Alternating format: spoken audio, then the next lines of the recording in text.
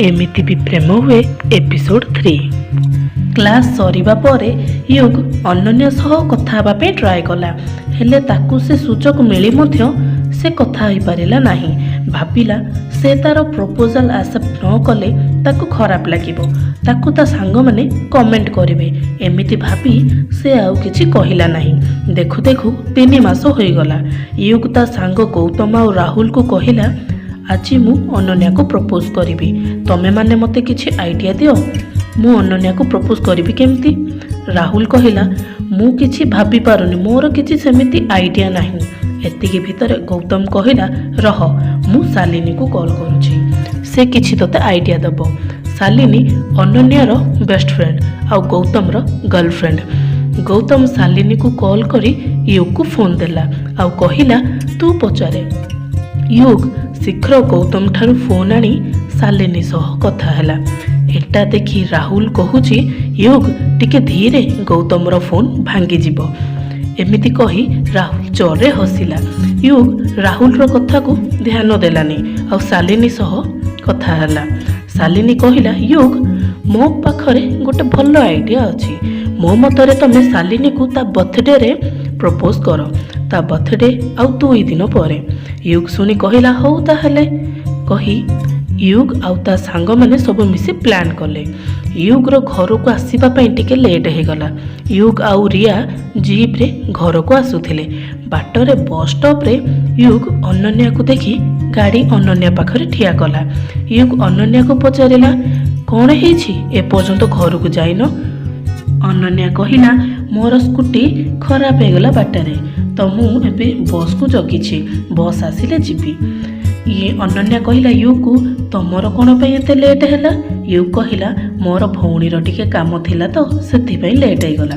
एक कथा सुनी रिया शॉक होई गला, कारण तार किछि काम नथिला, युग पई ही एते लेट होईछि। हेले रिया युग ऊपर दोष देई देला। रिया किछि कहिबा पूर्वरु युग आखिरे इशारा करी मना करी देला किछि कहिबाकू। युग अनन्या को कहिला, चलो मु तुमको घरे ड्रॉप करी देबी। अनन्या मना करिला। आ हेले राति हेलानी, बस पुणी केते राति रे आसीबो न आसीबो भाबिला। रिया कहिला, आसुन भाउज, गाड़ी रे बस जिबा। एक कथा सुनी अनन्या आउ युग 2 जन शॉक होई गले। तापरे रिया कहिला, सॉरी भूल रे भाउज कहिदेली, आस अनन्या गाड़ी रे बस जिबा, बहुत संध्या हो गलानी, आउ केते एमिति गाड़ी जगिबो। एबे रिया कथाटा को संभाली नेला। एबे रिया रो भाउज डाक सुनी युग चिंतारे पड़ी जाइथिला। अनन्या कहिला, चलो युग गाड़ी स्टार्ट करो।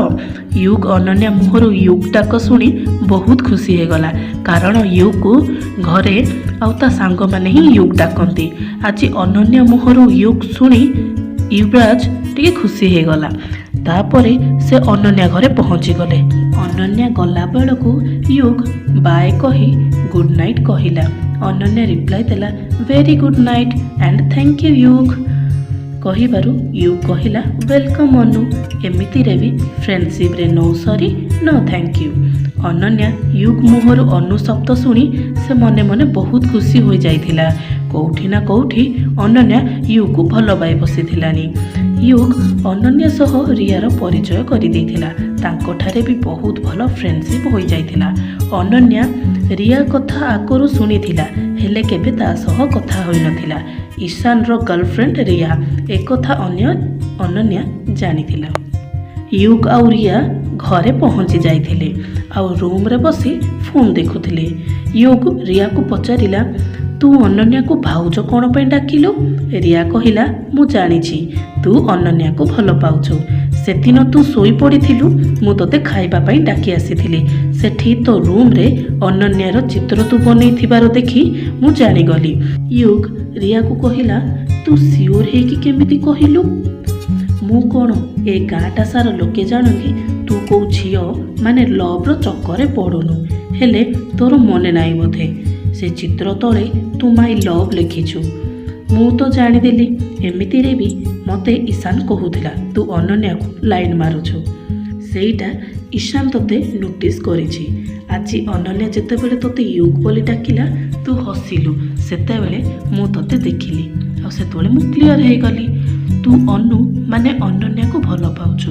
ତା ପ୍ରତି ତୋର ଭଲ ପାଇବା ତୋ ଆଖିରେ ମୁଁ ଦେଖିପାରୁଥିଲି।